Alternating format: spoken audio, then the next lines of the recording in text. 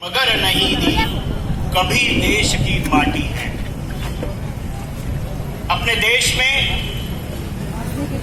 कई सारे क्रांतिकारी हो गए कि जिन्होंने अपने देश के लिए अपना पूरा जीवन न्योछावर कर दिया। और इसलिए अपने पूर्व प्रधानमंत्री अटल बिहारी वाजपेयी जी हमेशा कहते थे कि जैसी ये भारत भूमि वंदन की भूमि है, अभिनंदन की भूमि है, वैसे अर्पण की भूमि है और तर्पण की भूमि है। इसका अनुभव भगवान बिरसा मुंडा जैसे थोर क्रांतिकारी नेता के चरित्र से हमें होता है। भगवान बिरसा मुंडा हमेशा जनसभा में ऐसा कहते थे, अबुआ राज एते जाना, रानिया राज टुंडू जाना। उनकी मुंडा भाषा में वो हमेशा लोगों को संबोधित करते थे। इसका मतलब है कि हमारा राज अभी इस देश पे आने वाला है और रानी विक्टोरिया का जो राज है अंग्रेजों का, वो जाने वाला है। और दूसरा एक नारा वो देते थे, अबुआ दिशुम अबुआ राज, हमारा देश और हमारा राज। ऐसा नारा देकर के वो लोगों को प्रभावित करते थे। इस समय याद आती है भारतीय स्वतंत्रता के नेता लोकमान्य तिलक जी की। उन्होंने अंग्रेजों के कोर्ट में कहा था कि स्वराज मेरा जन्मसिद्ध अधिकार है और वो मैं लेके रहूंगा। इस नारे से लोग ऐसा जानने लगे कि एक सिम्हा गर्जना थी। उन्होंने ऐसी एक दहाड़ अंग्रेजों के कोर्ट में दी जिससे पूरा देश प्रभावित हो गया, प्रेरित हो गया। वैसे ही भरी जनसभा में कई सारे अंग्रेज सिपाहियों के सामने बिरसा जी हमेशा कहते थे, अबुआ दिशुम अबुआ राज। इसका मतलब यही है कि हमारा देश है और हमारे देश में हमारा ही राज होना चाहिए। और इस प्रकार एक प्रखर देशभक्ति की प्रेरणा देने वाले ये दो नारे लेकर के उन्होंने जनजाति बंधुओं के मन में राष्ट्रभक्ति की ज्योत प्रज्वलित की है। इनके जन्मदिवस पर आज पूरा देश जनजाति गौरव दिन मना रहा है। अपने प्रधानमंत्री माननीय नरेंद्र भाई मोदी जी ने इसको राष्ट्रीय जनजाति गौरव दिन के रूप में मनाने का आग्रह किया है, निर्णय किया है। और शासन स्तर पर भी आज से ये जनजाति गौरव दिन धूमधाम से मनाया जा रहा है। इसलिए उनका मैं सबसे पहले अभिनंदन करता हूं। आप सब लोग यहाँ उपस्थित हुए, मंच पर आसीन सब महानुभाव, माननीय गणपत भाई, माननीय सुरेश भाई, माननीय चंदन सिंह जी और कई सारे महानुभाव यहाँ उपस्थित हैं। उन सब का मैं तहे दिल से स्वागत करता हूँ। सबसे पहले हमें ये जानना होगा कि ये जनजाति गौरव दिन का प्रारंभ करने की आवश्यकता क्यों है। यहाँ हमें सब मालूम है कि 9 अगस्त को यूनो ने निर्णय कर लिया था कि 9 अगस्त ये विश्व आदिवासी गौरव दिन मनाया जाए।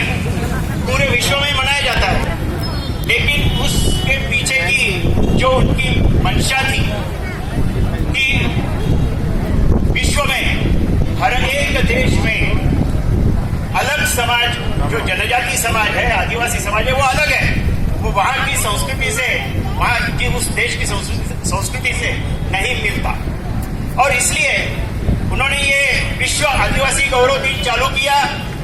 उसके पीछे की जो ये मंशा थी कि आदिवासी समाज और अन्य जो समाज उस देश में रहता है उनको अलग थलग करना। और इसलिए उन्होंने मूल निवासी शब्द का प्रयोग किया।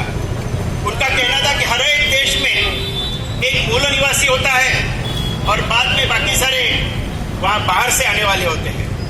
लेकिन अपने भारत के पूर्व प्रधानमंत्री नरसिंह राव को जब इन्होंने दबाव डाला था कि आप ये हमारे देश में भी आदिवासी है, मूल निवासी है, तो उन्होंने भी कहा था कि हमारे यहाँ ऐसा कोई भेद नहीं है, हमारे यहाँ सब भारतवासी है, हमारे यहाँ सब साथ में रहते हैं, हमारी संस्कृति एक है, हमारी जान पहचान एक है और हमारा देश एक है। इसलिए हम ये मूल निवासी शब्द प्रयोग नहीं करेंगे, लेकिन जनजाति समाज का विकास करना ये हमारा पहला कर्तव्य रहेगा, ऐसा निवेदन उस समय नरसिंह राव जी ने भी किया था कांग्रेस के होकर। और इसलिए यहाँ विश्व आदिवासी गौरव दिन का एक विश्व के दृष्टि से देखा जाए तो महत्व होगा, लेकिन हमारे देश में अगर जनजाति का गौरव करना है तो स्वतंत्रता के जनजाति समाज के अग्रदूत भगवान बिरसा मुंडा जी का स्मरण करना, उनके जन्मदिन पर यह दिन मनाना यह ज्यादा उचित होगा, ऐसा मुझे लगता है। क्योंकि इससे हमें ये प्रेरणा प्राप्त होती है कि हम भी सब भारतवासी हैं, हम इस देश के लिए मर मिटने वाले हैं। और हमें मालूम है कि हर देश के हर एक प्रांत में और प्रांत के हर एक जिले में कोई ना कोई जनजाति का नेता स्वतंत्रता के काल में आंदोलन करता था, चाहे महाराष्ट्र हो, गुजरात हो, राजस्थान हो या पूर्वांचल के सभी राज्य हो, बिहार हो, उन सभी राज्यों में जनजाति समाज के कई सारे आंदोलन हुए। उन्होंने देश के लिए अपना पूरा जीवन न्योछावर कर दिया और इसकी प्रेरणा सबसे पहले अगर किसी ने दी होगी तो भगवान बिरसा मुंडा जी ने। और इसलिए अंग्रेजों को त्रस्त करने वाले भगवान बिरसा मुंडा, उनका थोड़ा चरित्र जान लेने की जरूरत है। झारखंड के रांची जिले में चालकाड़ तहसील के पास उलिवतु बम्बा गांव, जिससे जहां भगवान बिरसा जी का जन्म हुआ, उनके पिता सुगना मुंडा और माताजी कर्मी मुंडा दोनों भी किसान थे, मजदूरी करते थे और उन्हें ऐसा लगता था कि अपना बिरसा आगे चलकर बड़ा हो जाए। पास में ही उन्होंने सगना नामक गांव में उनकी प्राथमिक शिक्षा शुरू हुई और बाद में सुगना मुंडा जी को ऐसा लगा कि अपना बेटा अंग्रेजी सीखे, आगे चलकर बड़ा बन जाए, इसलिए उन्होंने चाईबासा नामक मिशन स्कूल में उनको भर्ती कराया और वहां लगभग उम्र की 12 साल में उनको ऐसा अनुभव हुआ कि यहाँ जो मिशनरी काम करते हैं वो अपनी भलाई के लिए काम नहीं कर रहे, वो तो अपने हाथ में बाइबल थोपेंगे और अपनी जमीन ले लेंगे। इसलिए इसका विरोध करना चाहिए। 12 साल की उम्र में बिरसा जी को ऐसा लगा और इसलिए उन्होंने विरोध करना प्रारंभ किया। स्कूल में उनको बताते थे चोटी नहीं रखना, धोती नहीं पहनना। बिरसा बोले कि धोती पहनना और चोटी रखना ये हमारी संस्कृति है, हमारा धर्म है, ये हम नहीं छोड़ेंगे। इसलिए उन्होंने स्कूल छोड़ दिया उम्र की 12 साल में और वो बाहर निकल पड़े और सोचने लगे कि कुछ तो भी करना चाहिए समाज के लिए।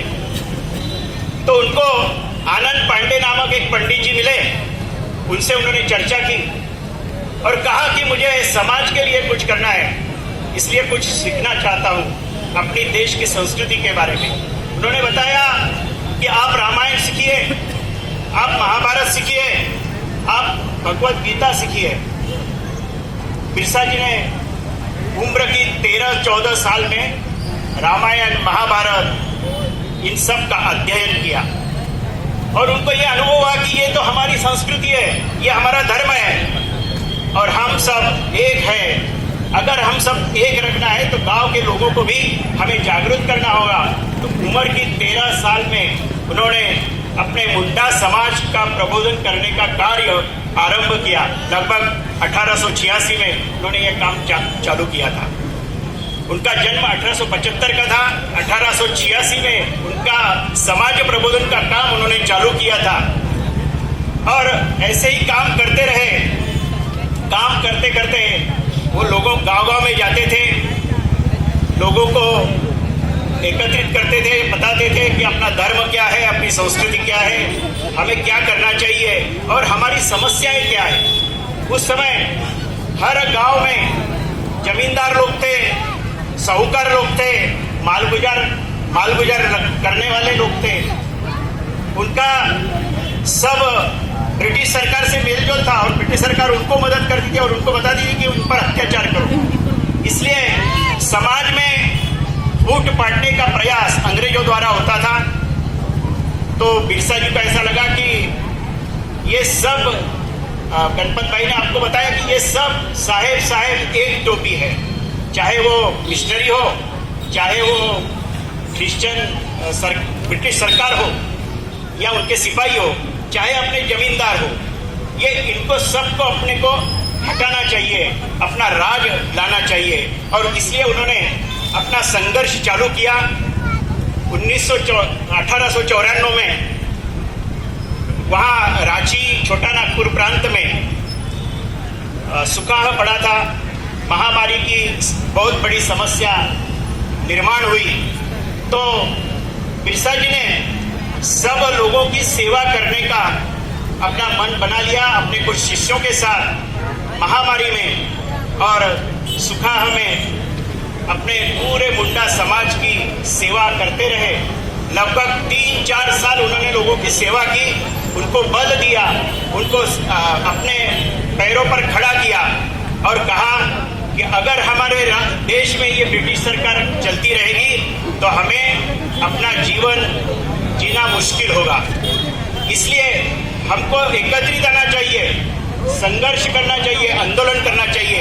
और उन्होंने पहला आंदोलन ब्रिटिश सरकार के विरोध में किया कि हमें लगान माफी चाहिए।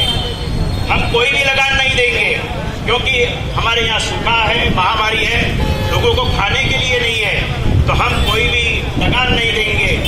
और इसलिए इस आंदोलन के कारण भगवान बिरसा मुंडा को उस समय उम्र की 16 साल में अंग्रेज सरकार ने गिरफ्तार कर लिया।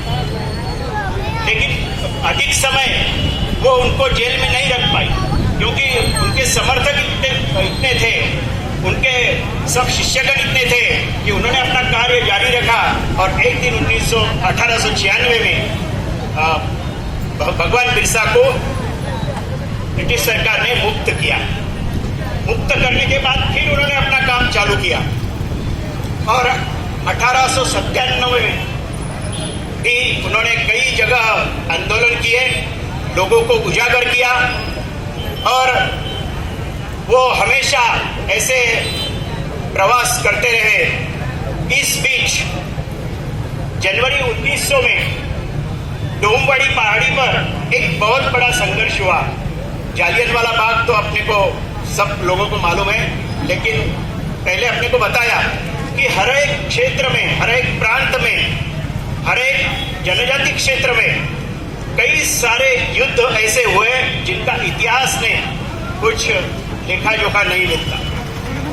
अगर ये सब युद्ध इतिहास में आ जाते तो जनजाति समाज का महत्व कितना है ये लोगों को मालूम होता। इसलिए इस डोमबारी का जो संघर्ष हुआ वो बहुत बड़ा संघर्ष था। लगभग हजारों बालक और महिलाएं इस युद्ध में मारी गई, उनकी हत्या की गई। और उस समय बिरसा भगवान एक जनसभा को संबोधित कर रहे थे, वहीं से उन्हें गिरफ्तार कर लिया। कई सारे उनके बंधु भी गिरफ्तार कर लिए और बिरसा भगवान के पीछे ब्रिटिश सरकार पड़ी थी, वो गांव-गांव जाते थे, भूमिगत हो जाते थे और कहाँ पर जाकर भी लोगों को इकट्ठा करके अपनी जनसभा को संबोधित करते थे। ऐसे ही एक चक्रधरपुर की जनसभा में वो संबोधित कर रहे थे और उनको अंग्रेज सरकार ने गिरफ्तार किया। और उसी समय 9 जून 1900 में भगवान बिरसा मुंडा का रांची के जेल में अंत हुआ। ये बहुत बड़ा रहस्य है। कहा जाता है कि ब्रिटिश सरकार ने उन पर विष प्रयोग किया था, इसलिए उनका अंत हुआ। उस समय उड़ीसा, झारखंड, छत्तीसगढ़, पश्चिम बंगाल आदि सब प्रांतों में बिरसा मुंडा के शिष्यगण फैले हुए थे। केवल 25 वर्ष की आयु में इतना सारा काम करना, देश के लिए लोगों को प्रेरित करना और अपना जीवन न्योछावर करना, ये साधारण बात नहीं है। और इसलिए स्वतंत्रता सेनानी जो जितने भी अपने देश में हुए, कुछ लोगों का इतिहास हमें मालूम है, कुछ लोगों का इतिहास मालूम नहीं हुआ, लेकिन इन सब में भगवान बिरसा मुंडा अग्रणी थे। उम्र की 20वीं वर्षों आयु में जिनको धरती के आबा या भगवान की उपाधि मिली, वो हर किसी को नहीं मिलती। भगवान बिरसा को मिली। इसका कारण यह है कि इतना बड़ा कार्य इतनी छोटी उम्र में उन्होंने किया था। स्वामी विवेकानंद जी जैसे कुछ 50 साल की आयु जिए और बहुत बड़ा कार्य करके गए, उसी प्रकार का कार्य भगवान बिरसा ने अपने जीवन में किया। केवल जनजाति समाज के युवाओं को नहीं, तो पूरे देश के युवाओं को प्रेरणा देने वाला ऐसा भगवान बिरसा मुंडा जी का कार्य है। और इसे हमें अच्छी तरह से अध्ययन करना होगा, उनके जीवन से कुछ प्रेरणा पाकर पूरे देश में जनजाति समाज में एक अच्छी जागृति करने का कार्य इस माध्यम से हमें करना है। इसलिए इस जनजाति गौरव दिवस का महत्व अधिक है। इसको हम हमारे मन में रखें और आगे चलकर भगवान बिरसा मुंडा जी की जीवनी से प्रेरणा लेकर अपना कार्य आगे चलाए, ऐसी अपेक्षा करके मैं अपना निवेदन समाप्त करता हूँ। भारत माता की बहुत बहुत धन्यवाद।